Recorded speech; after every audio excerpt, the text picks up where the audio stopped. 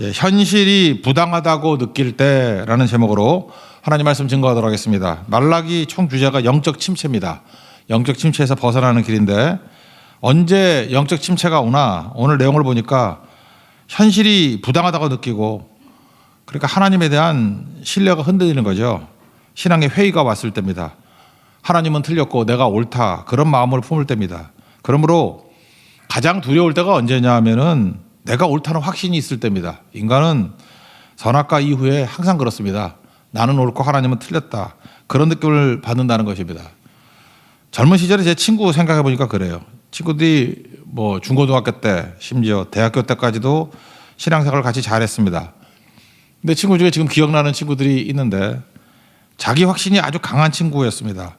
하루는 이렇게 선언을 하더라고요. 이제 믿음의 자리를 떠난다. 하나님을 떠난다. 왜 그러냐 그랬더니 이런 부조리한 현실을 허락하는 하나님을 거부한다 그러더라고요. 그때는 뭐 독재 시대였고 뭐 부조리도 있고 그랬습니다. 무슨 얘기입니까? 내가 옳고 하나님 틀렸다 그런 얘기죠. 그러니까 지치는 거예요. 내가 옳은데 틀린 하나님 쳐다보는 것이 지친다.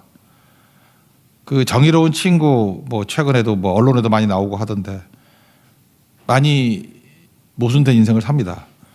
그렇게 부조리를 외치던 친구가 지금도 많이 부조리한 것 같은데요. 부당한 삶을 사는 것 같고 제 또래들이 그렇습니다. 86세대들이 다 그렇죠. 되게 거부하고 그러는데 똑같아지거나 뭐 더해지거나 그런 걸 보게 됩니다. 그 친구 아직도 신앙으로 안 돌아온 것 같습니다. 내가 옳다는 확신 참 무섭습니다. 그거 하나님이 틀렸다라는 거거든요. 근데 그때 상황이 어떻게 되든 간에 하나님이 옳습니다. 그리고 하나님 신뢰하고 나갔던 사람들은 그 모든 부조리함, 부당함을 다 딛고 지금 뭐 신앙의 풍성함을 누리고 하나님에 대한 확신을 가지고 있는 것 같습니다. 오늘 하나님이 말씀하잖아요.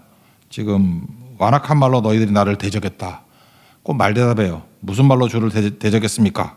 삿대질하고 대드는 태도를 보인다는 것입니다. 전제가 뭐예요? 나는 옳고 하나님은 틀렸다. 최종 판단하는 게 남이다. 내가 하나님이에요. 13절 읽겠습니다. 시작. 여호와가 이르노라 너희가 완악한 말로 나를 대적하고도 이르기를 우리가 무슨 말로 주를 대적하였나이까 하는도다. 그들의 말의 특징이 무엇입니까? 하나님은 엉터리고 무능하고 부당하다 뭐 그런 겁니다. 하나님 섬기는 것이 그러므로 헛되다. 하나님 명령 지키는 것이 무슨 유익이 있느냐. 자기중심적으로 생각하니까 그렇습니다. 그러면서 이제 물증을 내놓기를 야 교만한 자들이 저렇게 복된 게 말이 되냐. 악을 행하는 자가 번성한다. 하나님이 살아계신 게 말이 되냐? 하나님을 오히려 시험하는 자가 화를 면하더라. 그러니 뭐 하나님은 무능한 하나님이다. 그렇게 이야기하더라는 것입니다. 무기력한 하나님, 침묵한 하나님. 그러니까 또 다른 말로 하면 뭐죠? 내 뜻이 있는데 왜 내 뜻을 안 채워주냐 그런 거고 나를 보란 듯이 만들어주지 않는 하나님에 대해서 화가 나는 겁니다. 대들고 싶고 삿대질하고 원망하는 겁니다. 근본은 뭐죠? 하나님에 대한 신뢰가 없기 때문에 그렇습니다. 주님의 선하심을 안 믿는 거죠. 선하심, 이게 히브리 말로 토브인데 끝이 좋다는 거죠. 최종 승리한다. 그러니까 신뢰하는 거죠. 마태복음 7장 9절 이하에 보니까 아들이, 우리 아들이잖아요. 떡 달라 그러는데 돌 주고 생선 달라는데 뱀 주는 아버지 어디 있냐. 악한 자도 그러지 않는다. 좋은 거 주신다. 그러니까 하나님을 신뢰하는 마음이 있어야죠. 잘 모르니까. 근데 자기가 더 낫다고 생각하니까 삿대질하고 대들게 되더라. 그런 얘기입니다. 14절 15절 읽겠습니다. 시작. 이는 너희가 말하기를 하나님을 섬기는 것이 헛되니 만군의 여호와 앞에서 그 명령을 지키며 슬프게 행하는 것이 무엇이 유익하리요. 지금 우리는 교만한 자가 복되다 하며 악을 행하는 자가 번성하며 하나님을 시험하는 자가 화를 면한다 하노라 함이라. 신앙의 위인들을 보면요. 하나님 신뢰하는 겁니다.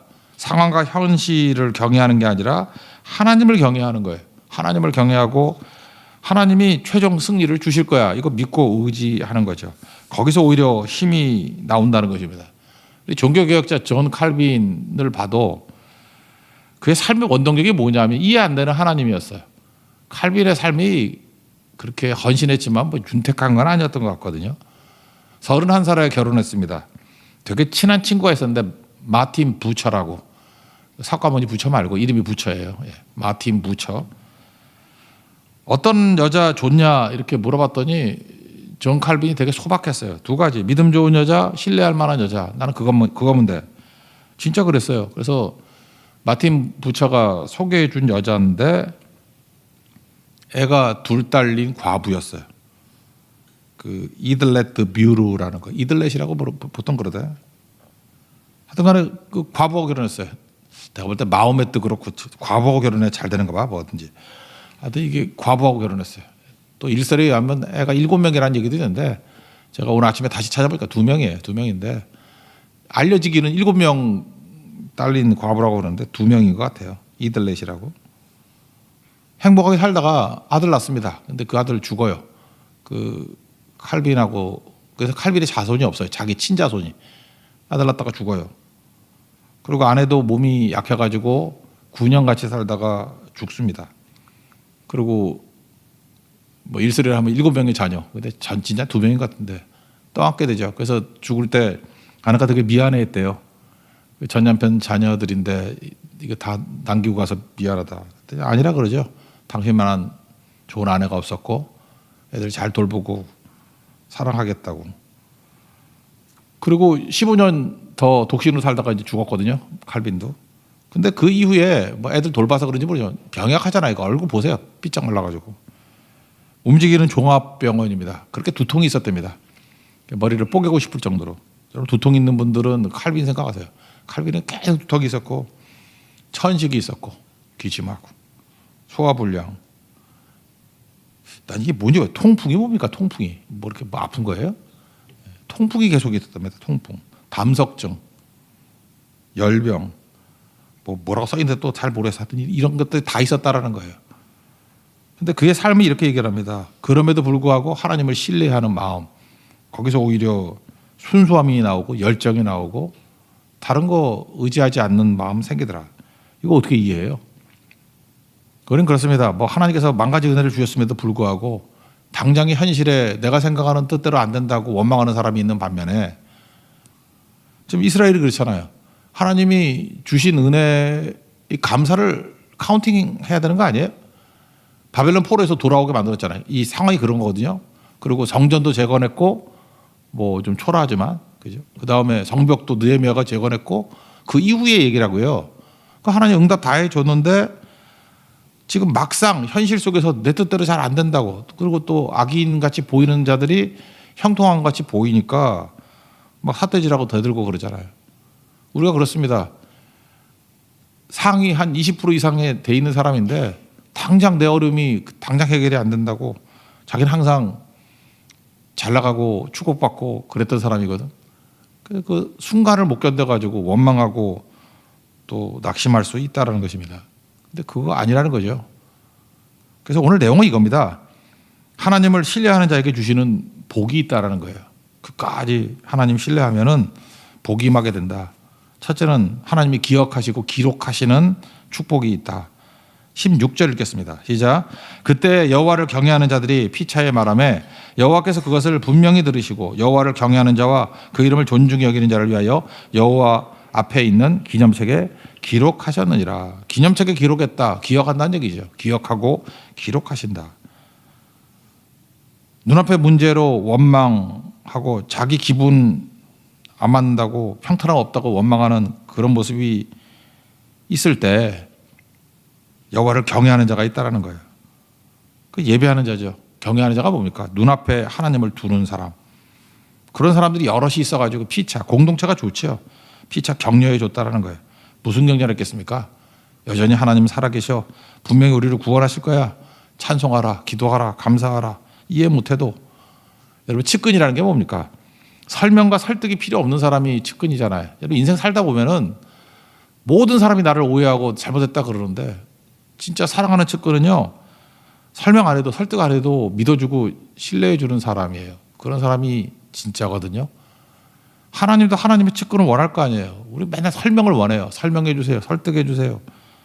그러니까 내가 중심 아니에요. 내가 설명 들어야 되고 내가 설득돼야만 움직이겠다. 그럼 내가 하나님 위에 있는 거 아니에요? 우리 인생 살다 보면은 많은 부분에 설명 안 되는 부분도 있어요. 너무 높은 수준은. 그럴 때는 명령 형태로 나온다 그러잖아요. 그러니까 성경에 명령 형태의 줄을 많이 긋는 사람이 그게 믿음이 큰 사람이라고요. 설득, 우리가 설득이 잘 됩니까? 설득 안 되면 좀 어때요? 이해 안 되고 설득 안 되고. 그냥 하나님을 신뢰하는 거죠. 그걸 경외하는 자다 이렇게 얘기한다는 것입니다. 그렇게 순종했던 사람들은 하나님이 그가 했던 말 다 들으시고 생명책에 기록한다. 이것도 한번 나왔으니까 한번 볼까요? 성경에 보면 책이라는 게 두 권의 책이 있는 것 같아. 하나는 생명책, 또 하나는 행위책이라고 해야 되나? 상급을 주기 위한 책. 출애굽기 32장 32절 보니까 그 금송아지 우상 숭배하고 난 다음에 저들의 죄를 사해 주십시오. 아니면 주께서 기록하신 책에서 내 이름을 지워 버려 주십시오. 여기서 주께서 기록하신 책 이건 뭐겠어요? 생명책이죠. 구원받은 책. 행위의 책은 시편 56편 8절 같은 데 나오네요. 나의 유리함을 주께서 계수하셨나이다. 나의 눈물을 주의 병에 담으소서. 이것이 주의 책에 기록되지 아니하였나이까. 그래서 눈물을 흘리면서 주님 뭐 헌신하고 충성했던 것들. 그 주의 책은 뭐겠어요? 이게 일종의 상급책이죠. 행위책. 이런 게 있을 거라. 행위로 구원받는다 그런 뜻은 아니에요. 이 둘 다 이렇게 엎어치기로 나온 데가 요한계시록 20장 12절이죠. 내가 보니 죽은 자들이 큰 자나 작은 자나 그 보좌 앞에 서 있는데 책들이 펴 있고 또 다른 책이 펴졌으니 곧 생명책이라. 생명책이 펴져 있고 또 어떤 게 있어요? 죽은 자들이 자기 행위를 따라 책들에 기록된 대로 심판을 받으리니. 이게 상급책이죠. 행위책. 그러니까 뭔지 모르지만 두 권의 책이 있는 것 같아요. 구원받는 생명책이 있고 상급의 책, 행위책이 있는데 핵심은 무엇입니까? 뭐 천국 가서 상급 받는가 봐요. 다 기억하시고 기록하신다는 거예요. 하나님이 잊지 않으신다. 그러므로 내가 혼자 섬겼는데 남들이 몰라줘서 섭섭해하는 사람은 이건 참 어리석은 거예요. 사람이 기억하면 이미 영수증 처리됐다 그러잖아요. 산상수훈에. 모르게 하는 게 좋습니다. 모르게 하는 게. 하나님은 다 기억하시고 기록하신다. 힘든 일 알아주지 않아도 갚으신다. 저는 목회자니까 남들 모르게 하시는 분들이 있잖아요. 보면은 물론 하나님 앞에서도 갚아주시지만 이 땅에서도 갚아주시더라고. 저는 그걸 너무너무 많이 봤어요. 그래서 야, 이게 구원받는 생명책도 있지만 하나님께서 행위의 상급의 책도 있구나. 과거에 그 리거렌 목사님이 했던 설교 중에 기억나는 거죠. 메모해놓은 것 중에 그게 있어요. 하나님의 보상은 지체될 수 있지만 잊혀지는 일은 없다. 이분도 똑같은 경험인 것 같아요. 이게 목회하다 보니까 늦어지는 경우는 있지만 잊혀지는 경우는 없다. 여러분들 이 샘플 넘버가 크잖아요. 그러니까 그런 걸 느끼는 거죠. 그래서 갈라디아 6장 9절 보니까 선을 행하되 낙심하지 말지니 포기하지 아니하면 때가 이름에 거두리라. 기억하신다, 기록하신다, 그런 거겠죠. 시편 137편 25절 보니까 내가 어려서부터 늙길까지 의인이 버림을 당하거나 그의 자손이 걸시감을 보지 못하였도다. 그러니까 자손들에게 물려줄 수 있는 최고의 유산은 신앙과 또 어떻게 보면 충성하고 헌신하는 거예요. 그거 자손들에게 다 넘쳐난다는 것입니다. 오리 가정의 달이고 하는데 여러분 자손들에게 뭐 물려주고 싶어요? 뭐 돈이요? 이렇게 뭐 빌딩 아껴가지고 물려주면 싸움이나 해요. 다 날리는 거 순간이라고. 그런 분들에게 제가 권하고 싶은 게 시편 112편이에요. 통째로 다 그거예요. 몇 구절 읽어드리면 2절, 3절. 그의 후손이 땅에서 강성하며 정직한 자들의 후손에게 복이 있으리로다. 부와 재물이 그의 집에 있으며 그의 공의가 영구히 서 있으리로다. 쭉 넘어가서 9절. 그가 재물을 흩어 빈궁한 자들에게 주었으니 그의 의가 영구히 있고 그의 뿔이 영광 중에 들리리로다. 하여튼 시편 112편 전체가 다 그런 내용이에요. 전체가. 그래서 자손들에게 물려줄 수 있는 최고의 것은 신앙과 어떻게 보면 헌신이에요. 헌신했던 그 유산들. 그 자손 만날까지 잘 된다. 그런 내용입니다. 왜 그렇죠? 주님이 기억하시고 기록하신다. 생명책에 기록하시고 행위책에 기록하신다. 이게 오늘 내용이네요. 그 다음 두 번째 내용은 뭐냐면 이게 출애굽기 19장에 나오는 신의 산 언약하고도 연관되어 있는데 특별한 소유로 삼으신답니다. 17절 읽겠습니다. 시작. 만군의 여호와가 이르노라 나는 내가 정한 날에 그들을 나의 특별한 소유로 삼을 것이요. 특별한 소유. NLT 보니까 Special Treasure. 생각나죠? 출애굽기 19장 5절 6절 보니까 세계가 다 내게 속하였고 내 말 듣고 내 언약 지키면 세 가지 약속했죠. 넌 내 소유 된다. 제사장 나라 된다. 거룩한 백성 된다. 이건 뭐 유명한 구절 아니에요? 근데 소유를 뭐로 번역했죠? 소유. 이게 세굴라 히브리 말로 세굴라인데 이게 소유라고 번역된 것도 좋지만 보물이라니까. 보물, 보배, 트레저라고 스페셜 트레저. 여기 특별한 소유라고 돼 있잖아요. 세귤라. 이 세귤라가 되게 중요한 거예요. 하나님이 내가 너를 보물로 여긴대요. 그러니까 한번 생각해보세요. 모든 사람들이 다 뭐 부조리하다, 뭐 모순이다 이러고 있을 때 나는 하나님을 신뢰합니다. 하나님을 경외합니다. 그러면 이미 보배였지만 스페셜 트레저로 여기에 주신다. 다니엘 보세요. 다니엘 다 부인하고 그럴 때 홀로 하나님 앞에서 기도하고 그 조서에 어인 찍힌 거 알고도 사자굴에 들어가는 거 각오하고 기도하고 주님 경외하니까 보배되지 않아요? 스페셜 트레저.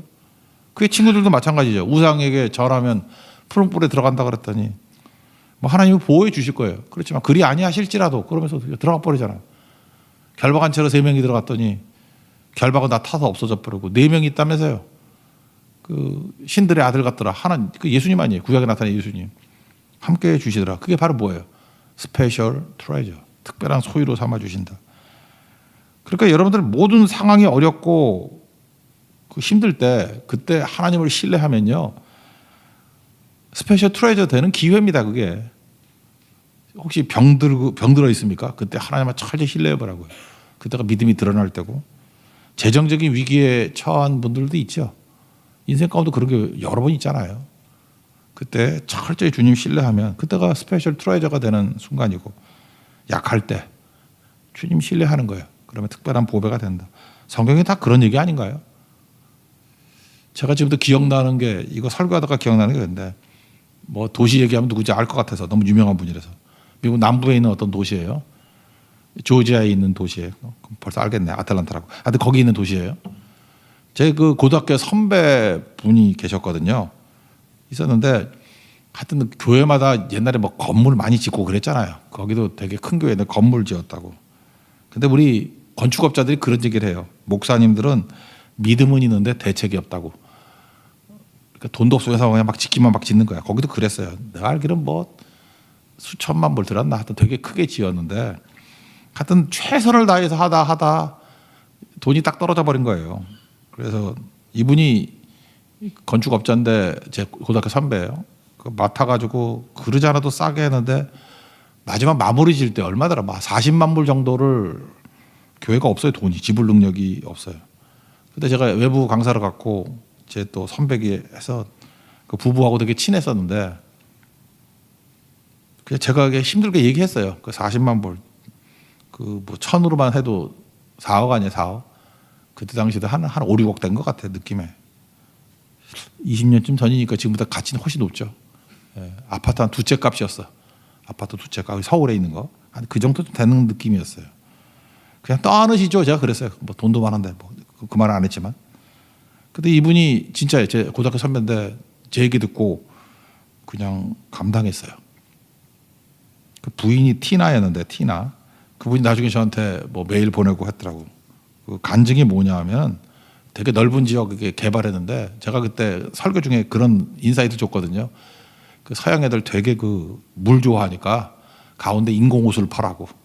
그리고 호수 주변에다가 건물을 싹 지으면 다 물 보이니까 얼마나 뷰가 좋냐고. 레이크 뷰 이렇게 되니까. 그래서 진짜 그 말대로 했어요. 되게 크게 개발했거든요. 대박 터진 거예요. 그래서 연방정부에서, 주정부가 아닌 연방정부에서 1,000만 불을 줬다고 연락이 왔어요. 그러고 난 다음에 뭐 입찰을 하는데 그냥 갑자기 기도하는 가운데 그냥 넉넉하게 쓰고 싶더래요. 그래서 자기가 생각하는 액수의 2배를 썼대요. 근데 입찰한 사람이 자기밖에 없더래요. 그래서 됐대요.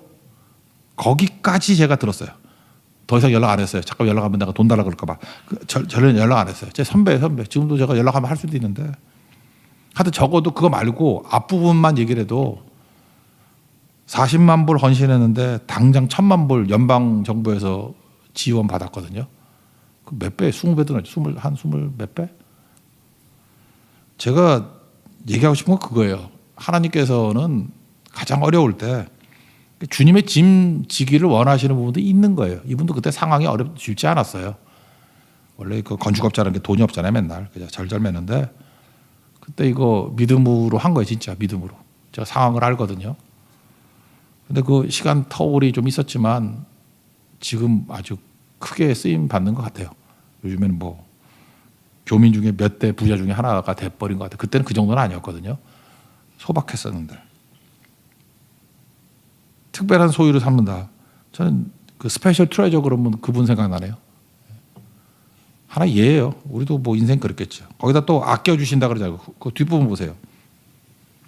또 사람이 자기를 섬기는 아들을 아낀 같이 내가 그들을 아끼리니. 그 영어 성경은 스페어라 되어 있는데 스페어가 아니고 불쌍히 여긴다요. 원래 뜻은 불쌍히 여긴다. 긍휼히 여긴다.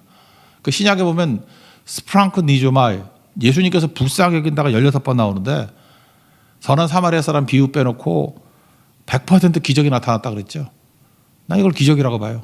주님이 우리를 불쌍히 여겨주시면 기적이 나타납니다. 기적이. 그래서 자녀같이 여긴다는 거죠. 불쌍히 여긴다는 거예요. 우리 인생도 마찬가지예요.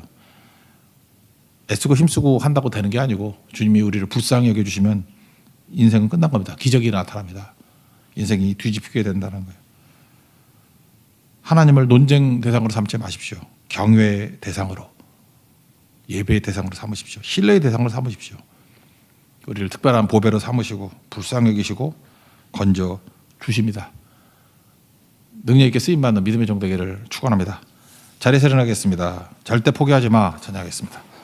하나님의 약속은